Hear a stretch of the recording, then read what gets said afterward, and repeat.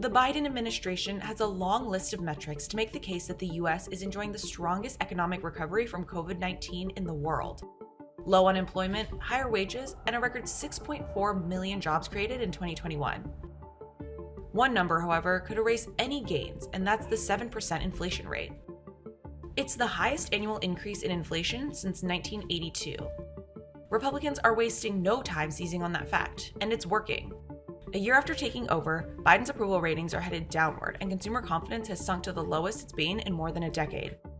We looked at the metrics that best sum up where the economy stands at the end of Biden's first year. Inflation.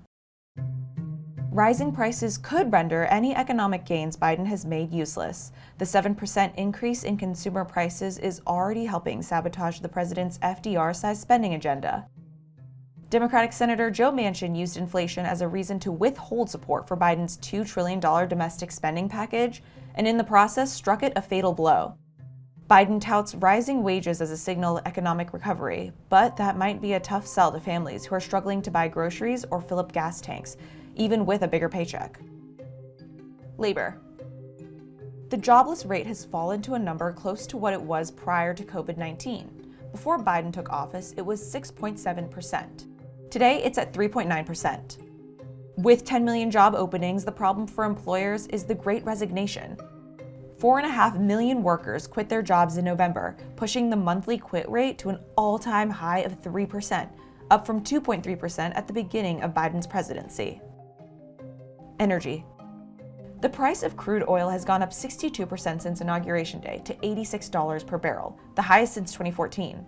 Prices at the pump have nearly doubled in the last year to $3.30 a gallon, and heating costs for households using natural gas are expected to be 30% higher than last winter.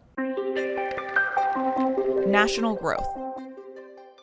2021 GDP growth came in slightly higher than projected at 5.7%.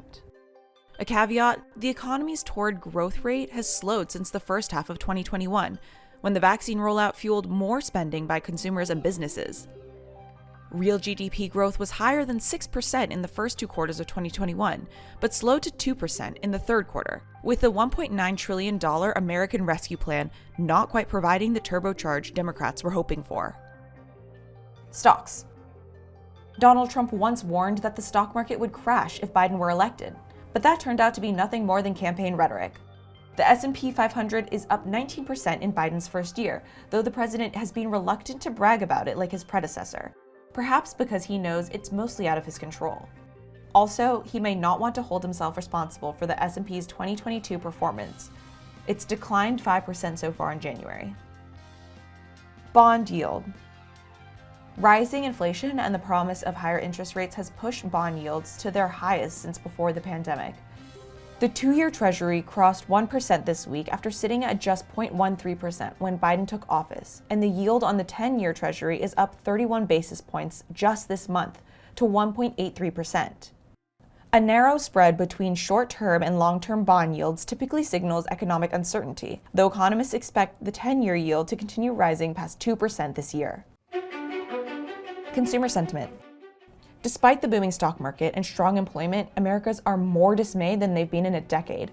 The University of Michigan's monthly consumer sentiment survey registered a score of 67.4 in November 2021, its lowest since 2011.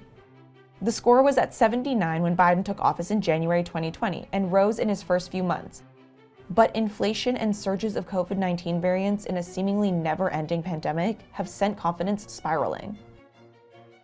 Business and bankruptcies. Hertz, JCPenney, and Chesapeake Energy were among the 7,000 plus U.S. companies that filed for bankruptcy in 2020, an 8-year high as the onset of the pandemic upended the economy. That pace screeched to a halt in 2021, with small businesses propped up by government spending and emergency loan forgiveness programs. Just 3,724 companies filed bankruptcy claims last year, the lowest in at least 4 decades, according to data from the American Bankruptcy Institute. Belk and the National Rifle Association were among the group of corporations that went bankrupt in 2021.